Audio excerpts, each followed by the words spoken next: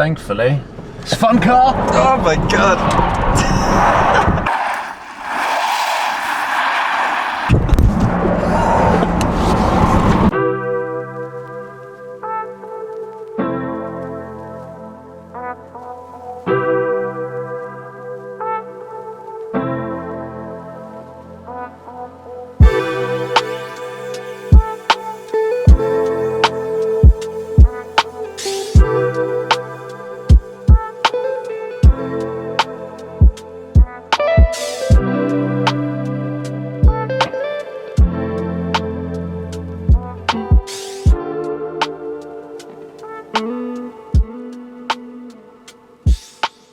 Welcome to Supercars London, welcome to freezing Sweden. We have got 72 hours to drive to the Arctic Circle to film the final sunset of 2022. And this is the most festive we are going to get on the channel. Merry Christmas and welcome to my Santa's sleigh, a Kia EV6 GT. This is the first time I've ever driven an EV6 and we're going straight in at the GT. And we've got a challenge on our hands where at the end, the finish line awaits the world famous ice hotel that is built entirely out of ice, which I'm freezing my hands off now. They literally feel like they're about to fall off. I'm not entirely sure an ice hotel is actually a good idea, Alex. I don't think so. Monsieur Alex, how are you feeling? Hello, Paul. I'm excited. We've got a good trip ahead of us. Have some more enthusiasm, come on. I know it's cold, but you actually want the darkness rather than the daylight. You're up for the night time. Yeah, for one very good reason. Go on. To see the Northern Lights. Yeah. Which you saw a couple of weeks ago. And I'm not happy for you, I'm jealous. I'm actually furious. Well, the one thing is clear skies and hopefully onwards to our hotel. Please. We might get them on night one. If we got them on night one, I'm heading home. It's completed.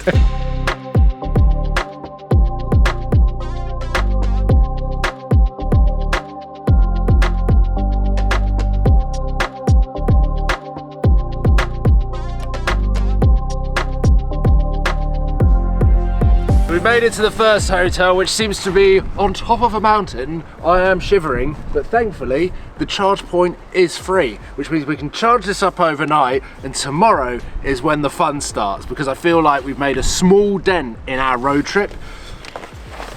But tomorrow,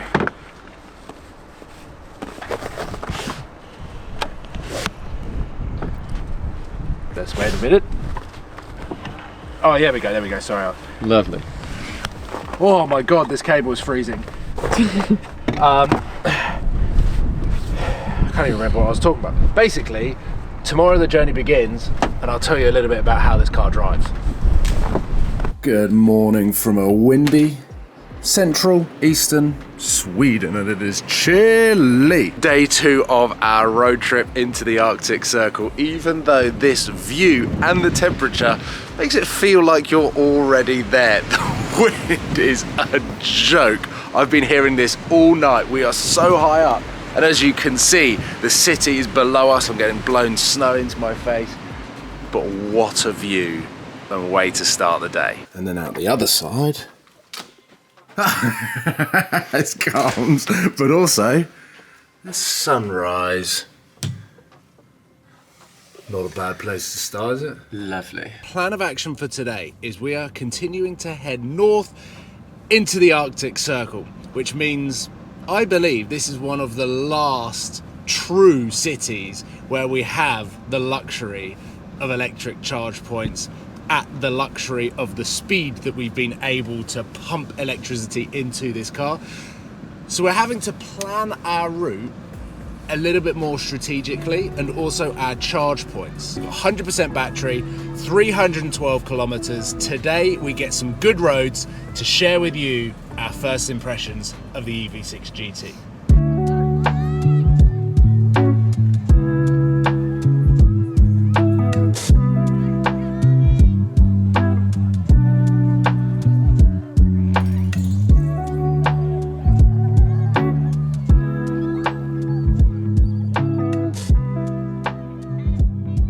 Alright, now I feel like this is getting a little bit more like a road trip. Oh yeah, we are getting pretty far north now. First leg, get to the hotel. We have now got what I would describe as some Scandinavian classic country roads. Yeah. And arguably, having experienced this over the last 24 hours, I would say one of the best GT EVs that I've experienced. And that comes down to the comfort.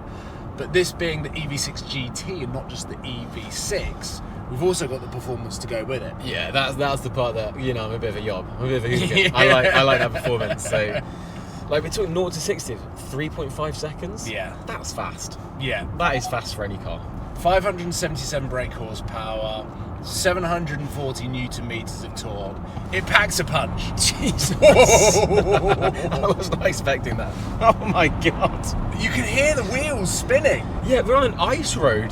Yeah. What I find really interesting about the EV6 GT and having all of those fancy figures about the performance is Kia actually say the clue's in the name rather than it just being an out-and-out fast performance car. It's actually a fast GT car. The idea being you can get in this and enjoy comfort from the adaptive suspension. And the one thing that we've both said, having shared the driving, is how comfortable it is on 100%. Almost every road that we've driven. So I was a little bit skeptical about jumping into a Kia in general, just purely because of what the brand has stood for the last 10 years. Fundamentally cheap daily drivers. Yeah. And now we've got a car that is luxurious, it's really strong build quality inside. Everything has a nice touch and feel to it. The steering is incredibly weighted. Yeah, everything in this cabin is exactly what I'd expect. As you said, it has a premium feeling, and I think this is kind of the start of the next chapter for Kia. Like, they're moving into electrification, and they're doing it in a premium but still accessible way. I actually think we've gone the wrong way here. Thankfully, it's a fun car. Oh my God!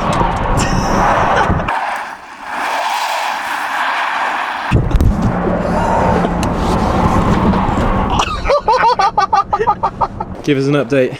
So, yesterday, started to get some real juddering in the steering. Turns out the entire inside of the rim, fully iced over.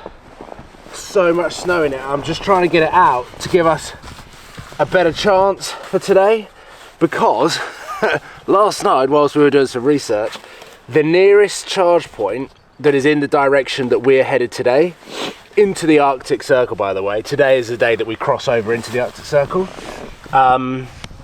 Is 270 kilometers away. So we've got a 270 kilometer stint with a range of, in these conditions, just over 300. And I can imagine stuff like this would affect the weight and the balance of the wheel.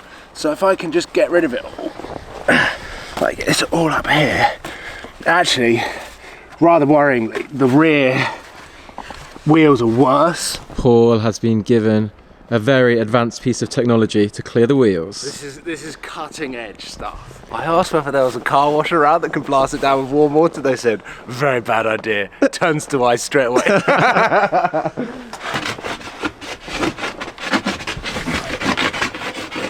This is just how I wanted to spend the last morning. And we're quite tight on time today. This wasn't really factored into our schedule. No. This is about as light as it gets. And as we kind of head north, our sunset time is going to diminish. So the sun sets in Kiruna at, I think it's 11:38.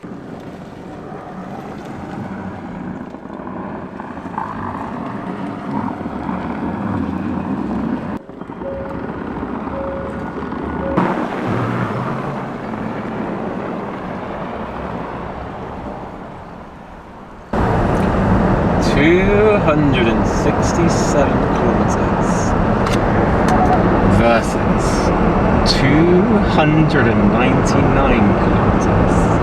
It's a little bit touch and go. I'm gonna rely on some good driving from you, Paul.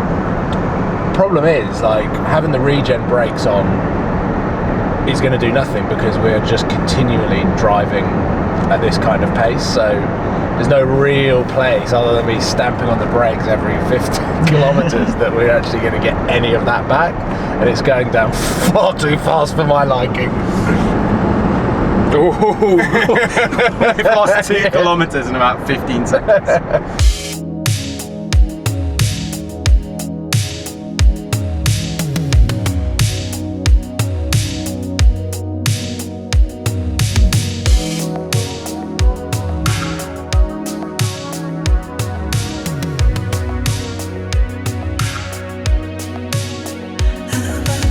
I'm sure Kia will love that. How we're using the sat nav. But we don't want to use the sat nav because we're preserving the range. Attempting to. But I think this little building up here is the significant. Yeah, I was going to say that vibration is going to be annoying. The significant. That says something. Polar Cafe. Am I pulling in right here? This one? Yes, you are. Yeah? We've driven into the Arctic Circle. Yeah. I mean... And I can see the sign. Oh, there it is! There is the sign. There's a bloody lorry bollocking it. But there it is. We have arrived. There's no one else here. We've got the whole Arctic Circle to ourselves. Have a look at this. Wow, we've driven into the Arctic Circle. A lot of stickers and memorabilia on the side. Wow. Come and have a look at it.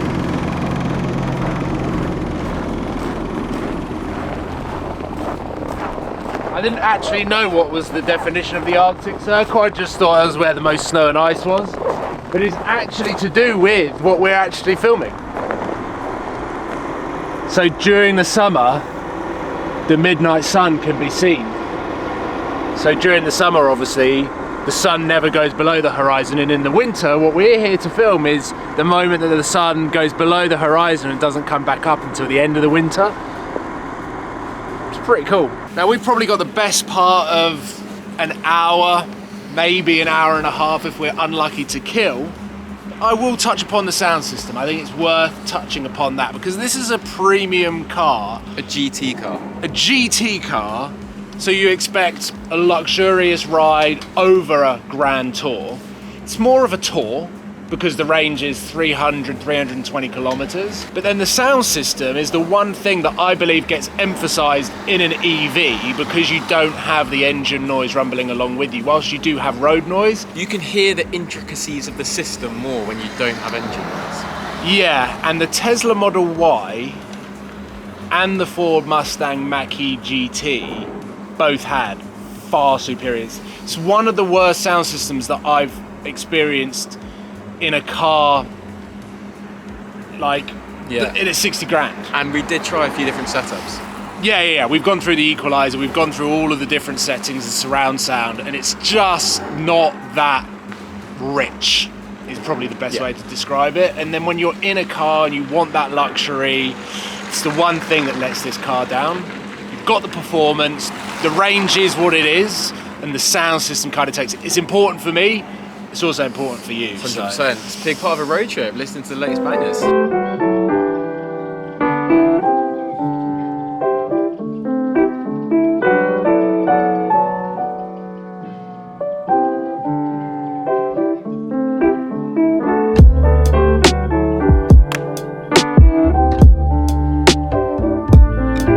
I think we go in here, get some details, and then we can go and have a look at our room.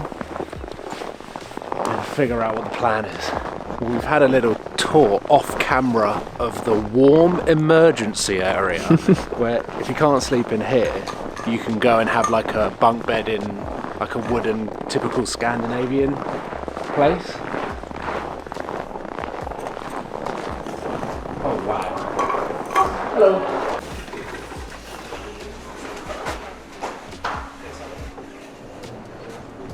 I feel like this is something out of James Bond. Wow. Yeah.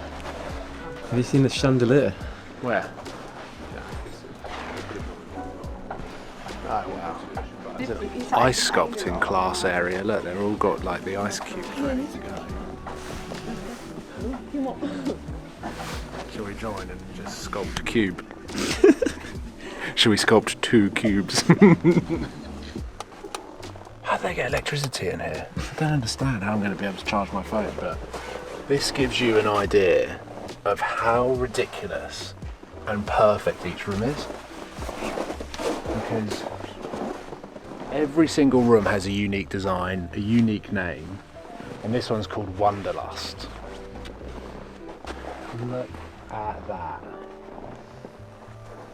Your bed's here.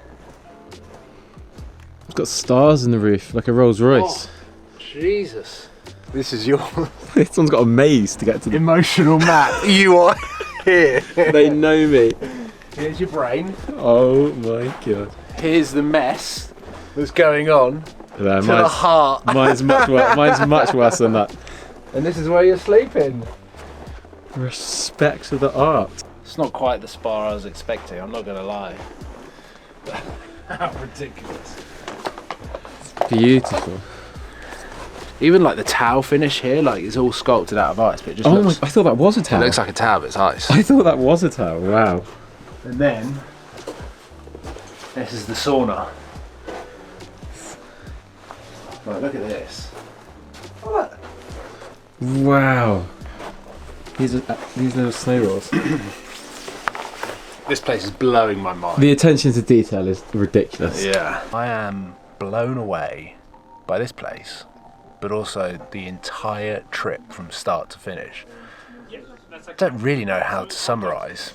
I probably won't just yet, although the weather did kind of let us down on the final sunset. I have to say, the EV6 GT has been seamless, super comfortable, incredibly luxurious, and does have that premium feel. There are a few compromises, but I think the Porsche Taycan still sits there at the top. The EV6 GT is kind of below that, competitive with some of the cars I've already mentioned in this video. I think it looks cooler. Everyone that we talk to, everywhere that we go, it gets so much attention.